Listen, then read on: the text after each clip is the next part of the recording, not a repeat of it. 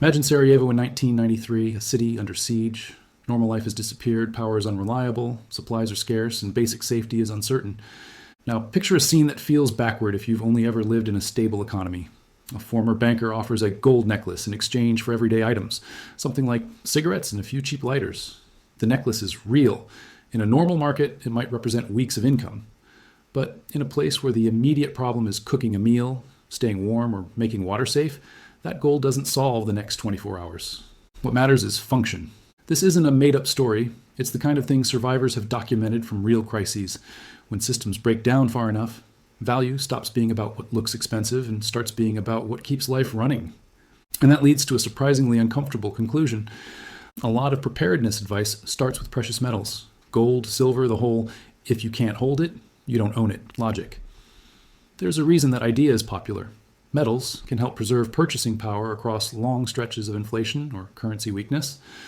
But when you look at what tends to matter most during deep disruption, the period where supply chains are unstable, institutions are stressed, and day-to-day life becomes more manual, gold often sits lower on the priority list than people expect.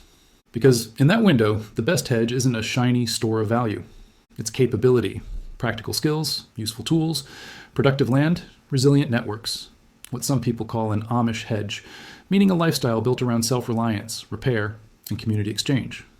By the end of this video, you'll understand why a relatively small investment in the right practical capabilities can sometimes do more for real-world resilience than a much larger amount parked in bullion, especially in the moments when markets stop behaving like markets and start behaving like survival systems.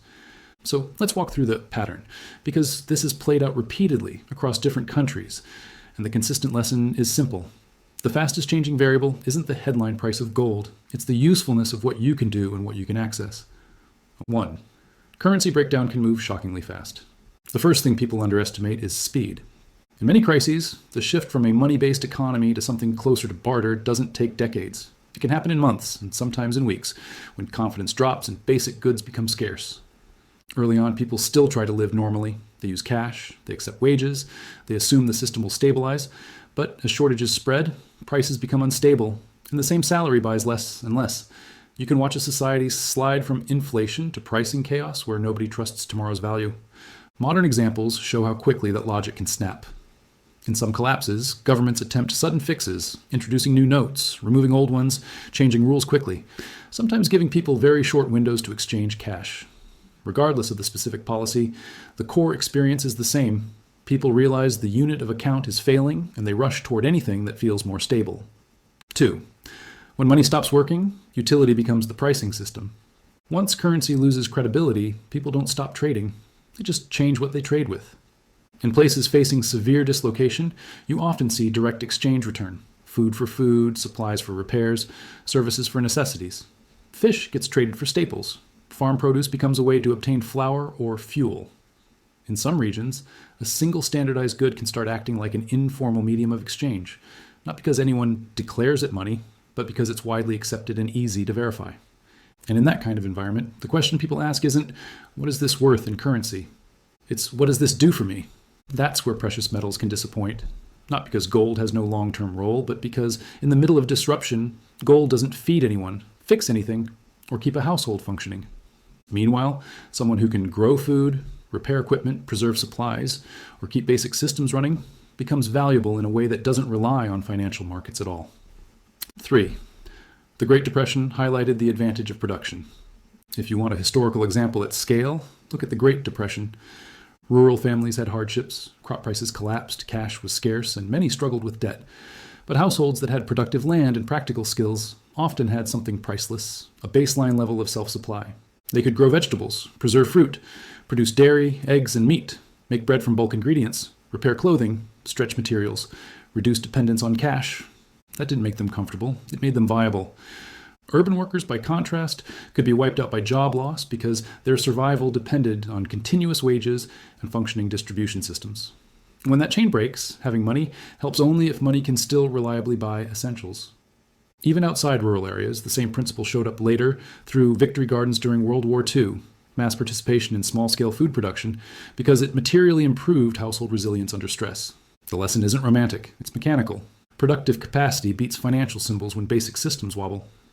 4. Skills become a form of currency. In prolonged stress, skills turn into a kind of survival capital. Look at what people did to get by in hard eras: repair work, food processing, small trade, home production, and services tied to essentials. The highest demand skills tend to cluster around the fundamentals: food production and preservation, basic health and care, shelter maintenance and repair, mechanical fixing and improvisation, making scarce items last longer. In other words, value flows toward people who can convert effort into necessities. And there's an important difference between a skill and an asset in a safe. A skill can be used repeatedly. It generates value on demand. It's portable. It doesn't depend on a functioning market price.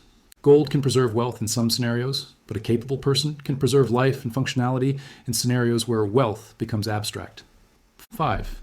What actually trades well is often boring and practical. Accounts from severe disruptions repeat the same point. The most reliable trade goods are rarely glamorous. People consistently value items that are small and easy to store, simple to verify, divisible, immediately useful. Hard to replace once supply chains break. Hygiene products, basic medicines, and simple tools often become surprisingly important, not because they're luxurious, but because they prevent small problems from becoming disasters. And there's another layer people don't like to talk about: visibility. In unstable settings, the best solution isn't always the most powerful or expensive. Sometimes, the safer solution is the one that's quiet, low profile, and easy to replace if some of it is lost. A single high-value asset can be a target. Distributed, ordinary items can be resilience. 6. Modern collapses show the same reversion pattern. The final point is the one that makes this feel less like history and more like a living model. When monetary systems become unreliable, societies tend to rewind economically. People shift away from formal wage labor when wages can't buy basics. They focus on direct production, direct exchange, and local networks. Households turn backyards into supply sources. Communities rebuild informal markets. Not because anyone wants to go backward, because the incentives force it. And that brings us back to the big takeaway of this first section. Gold may hold long-term value across monetary regimes, but in the messy middle, the period where daily life becomes improvisation-heavy, the strongest hedge is often practical capability. What you can do, what you can fix, what you can produce, and who you can trade with. That's the Amish hedge. And next, we'll get more specific about what that looks like in practice, what tends to hold up, what fails, and how to think about resilience without slipping into panic or fantasy. Stocking practical medical basics, things like common antibiotics where legally available, bandages, pain relievers, antiseptics, and wound care supplies, can carry outsized value relative to their cost and storage size. The contrast with precious metals is simple. A stack of silver can't clean a wound, stop an infection, or reduce a fever. A small medical kit can. In real breakdown scenarios, that difference isn't academic. It can determine whether a minor problem stays minor. If this flips how you think about financial security, consider subscribing. I focus on real-world case studies, what actually held up, what didn't, and why, so you can recognize patterns without the panic. 7. The most overlooked asset is community. There's a factor that shows up again and again in crisis survival stories, and it isn't money, it's relationships. Large-scale research reviews have found that stronger social connections are associated with significantly better survival outcomes than weak social ties, an effect comparable to major lifestyle risk factors. In plain terms, people who are connected tend to do better than people who are isolated. First-hand accounts from conflict and collapse environments echo the same point. The safest and most reliable exchanges often happen through trusted, pre-existing relationships.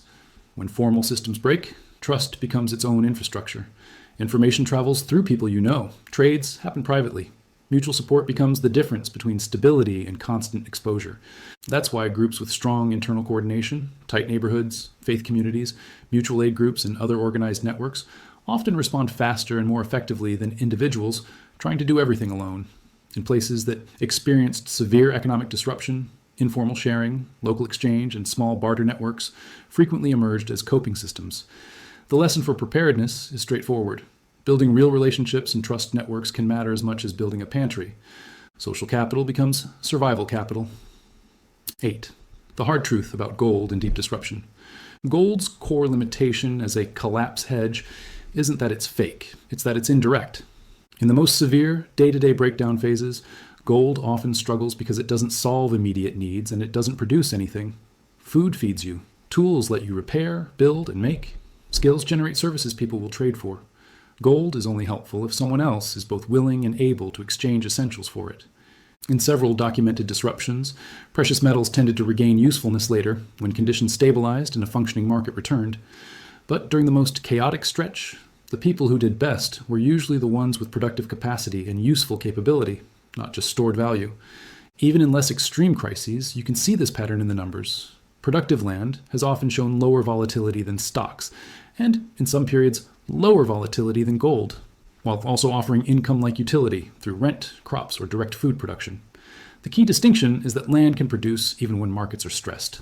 What are the warning signals to watch? Different countries show different mixes, but recurring signals include households switching to barter-like exchange for essentials, people moving savings out of fragile local currency systems, banks limiting access, slowing withdrawals or restricting transfers, rising incentives to hold practical goods over financial claims. At the same time, larger macro pressures, high debt loads, persistent deficits, and rising interest burdens can increase system fragility. None of that guarantees a specific outcome on a specific timeline.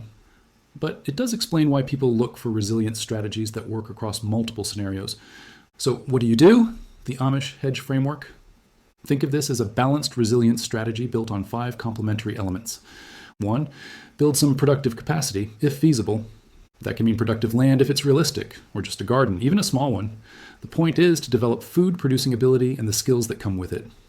2, develop practical, in-demand skills, food production and preservation, basic repair, carpentry, plumbing, mechanical troubleshooting, first aid, and basic care. Skills can't be frozen, and they retain value across different economic regimes. 3, accumulate practical goods with long shelf lives and real utility. Medical basics, hygiene items, durable tools, batteries, fire-starting supplies, and shelf-stable food. These aren't investments in the traditional sense. They're resilience inventory that stays useful, regardless of headlines. 4, invest in community on purpose. Know your neighbors. Participate in a local group. Build trust. Create communication channels. Identify who has which skills and how you can support each other. In real disruption, coordination beats isolation. 5, hold some precious metals for optionality later. If you want gold, treat it as a secondary layer, potentially useful after stabilization, not a first-line answer for the messy middle. Prioritize capability, production, and networks first. When you put the evidence side by side across conflict zones, currency crises, and economic contractions, the consistent conclusion is this. If institutions fail and money stops functioning normally, outcomes depend far more on productive capacity, practical skills, and community ties than on savings accounts or metals alone. Thanks for watching. We appreciate you being here. If you like this video, please subscribe for more. Feel free to leave a comment with your questions or ideas.